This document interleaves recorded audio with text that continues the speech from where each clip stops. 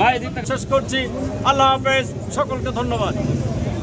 Monirul Islam Mukul, public prosecutor, নারী শিশু নির্যাতন দমন ট্রাইব্যুনাল।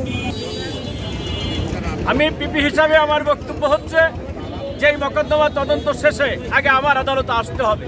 বিচারের জন্য যখন প্রস্তুত হবে, বিচারের জন্য প্রস্তুত হওয়ার সাথে সাথে আমার আদালতে মামলা আসলে আমি যত দ্রুত সম্ভব অল্প সময়ের মধ্যে এই মোকদ্দমার বিচার কার্য সম্পন্ন করার জন্য আমি বিজ্ঞ আদালতকে ত্বরান্বিত করবো ইনশাল্লাহ। যে মাগুরার শিশু আসিয়া ধর্ষণ এবং হত্যা চেষ্টা মামলার আসামিদের গতকাল রিমান্ড শুনানি ছিল, সেই রিমান্ড শুনানি আন্দোলনের কারণে বিলম্বিত হওয়ার কারণে আমরা রাত অবধি অপেক্ষা করেছি। মধ্যরাতে 10 তারিখে মাগুরার বিজ্ঞ চিফ জুডিশিয়াল ম্যাজিস্ট্রেট মহোদয় এই আসামিদের রিমান্ড শুনানিতে প্রিন্সিপাল অ্যাডভোকেটের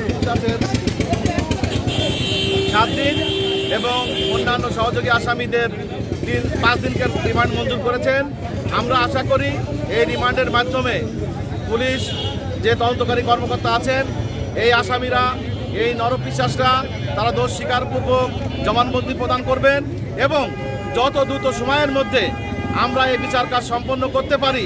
মাগুরা বার এবং বেঞ্চ আমরা সচেষ্ট থাকব এবং এই শিশু আসিয়ার পরিবারের সাথে আমরা সবাই আছি এবং থাকবো, মাগুরাবাসী আছে এবং আমরা আশা করি যে অতীতের নজির স্থাপন করে 15 থেকে 30 কার্যদিবসের ভিতরে এই মামলা শেষ করা যাবে বলে আমি আশাবাদ ব্যক্ত করছি।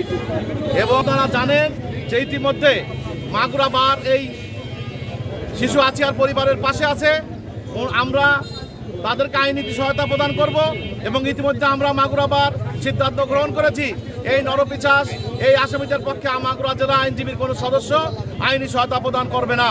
পাশাপাশি আমাদের বিএনপির ভারপ্রাপ্ত চেয়ারম্যান জনাব তারেক রহমান ইতিমধ্যে আমাকে, রকনুজ্জামান খান, কুমুদরঞ্জন বিশ্বাস, এম এ রশিদ এবং মিজানুর রহমান মিজানকে একটি প্যানেল নির্ধারণ করে দিয়েছেন।